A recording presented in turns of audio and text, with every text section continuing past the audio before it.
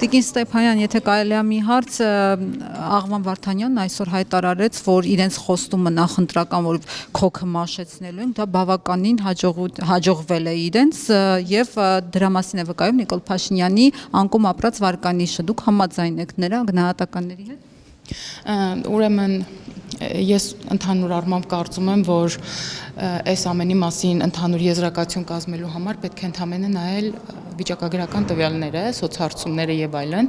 որոնք իրականացվում են ընդ որում ոչ միայն անկախ մարմինների կողմից, այլ նաեւ գուցե Աղվան Վարդանյանի քաղաքական ղեկավարի կողմից ֆինանսավորող այլ կազմակերպությունների կողմից։ Ցավոք ես այդ սոցհարցումների արդյունքները չգիտեմ, բայց գիտեմ անկախ մարմինների կողմից իրականացվող սոցհարցումների մասին։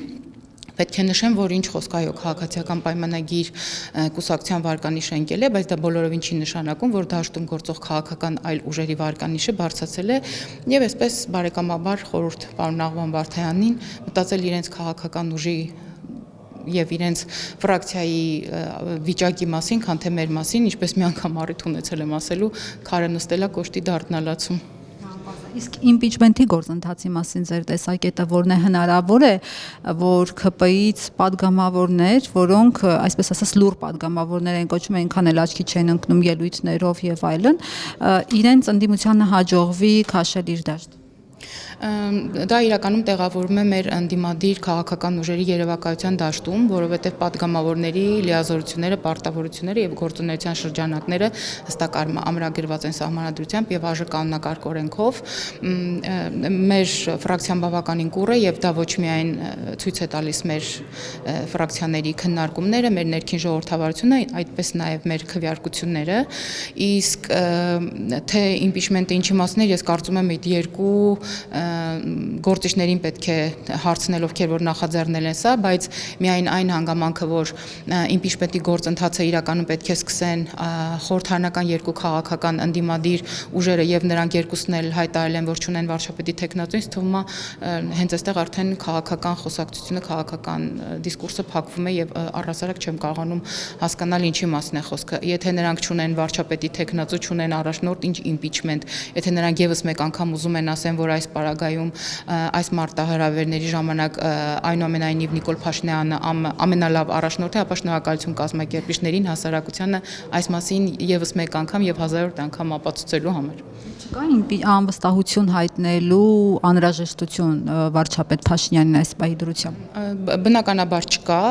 ընդհանուր առմամբ մենք շարունակում ենք մեր կառավարության ծրագիրը իրականացնել այնքանով, որքանով որ դա հնարավոր է, որովհետեւ գիտեք, երբեմն լինում են դեպքեր, իրադարձություններ, երբ ավելի շատ խնդիրներ պետք է նայենք այն խնդիրներն, որոնք Հայաստանի Հանրապետությունից դուրս են, քան Հայաստանի Հանրապետությունից ներս, իսկ եթե այսպես մի քիչ ավելի համապարփակ պատասխանեմ, 2026-ը արդեն եկող տարի է եւ կարծում եմ քաղաքացիները իրենց համապատասխան քվեներով, իրենց համապատասխան ձայներով բոլոր քաղաքական ուժերին ըստ իրենց արժանինքների կդասակարգեն քաղաքական սանդղակում։ Դուք ասացիք, որ վարկանիշը ամեն դեպքում ԿՊ-ի անկում է ապրել, այդ դեպքում ինչով է պայմանավորված այդ անկումը։ Գիտեք, մեր քաղաքական ուժի վարկանիշի մի փոքր անկումը կապված է ունի ոչ միայն օբյեկտիվ, այլ նաև սուբյեկտիվ հիմքեր։ Ընդհանուր առմամբ օրինակ օբյեկտիվներից բերեմ հետևյալ հանգամանքը, տեսեք օրինակ երբ որ օրինակ մեր քաղաքական ուժին մեղադրում են, որ արդարադատության համակարգում կամ իրավական համակարգում ռեֆորմները շատ դանդաղ են իրականանում, օրինակ որոշները մեզ մեղադրում են, որ մենք լինելով հեղափոխությամբ եկած քաղաքական ուժ այդպես էլ վեթինգ չիրականացրեցինք կամ լյուստրացիա չիրականացրեցինք եւ այլն եւ այլն։ Տեսեք, սա հենց ուղիղ մեզ չի վերաբերում, որովհետև նա իշխանության առանձին ճյուղ է եւ ըստ էության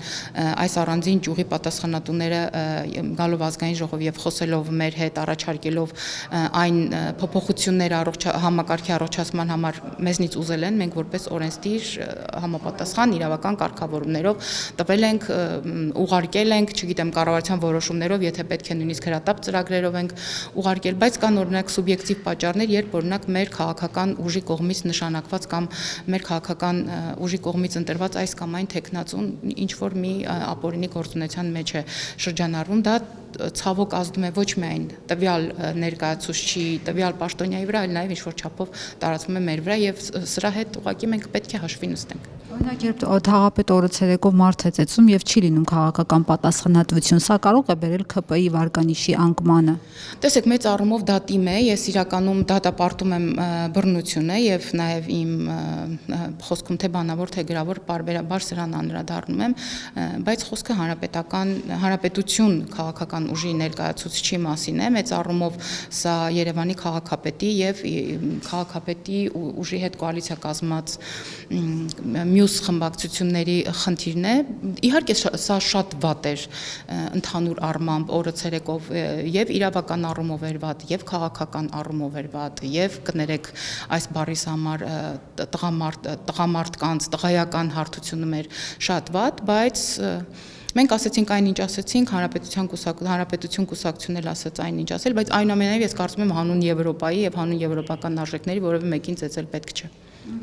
Քաղաքական առևտրի համար արժեր հանդուրժել թաղապետին թողնել այդ պաշտոնում։ Ես անկեղծ ասած ես չգիտեմ ընդհանուր առմամբ արդեն ասացի դա թիմ է, բնականաբար ես ունեմ իմ կարծիքը եւ իմ կարծիքը արտահայտել եմ ֆրակցիայի փակ նիստում, հիմա այդ մասին խոսել չեմ կարծում, բայց ես կարծում եմ, որ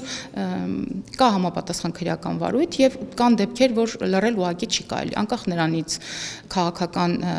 վարույթը ինչ արդյունքներ կգնացի կամ ընթացքը որ ուղղությունով կգնա, ես կարծում եմ, որ մենք պետք է շարունակենք բռնության դատապարտումը։ Կներեք, մի բան չեմ, դուք ՔՊ վարչության անդամ եք,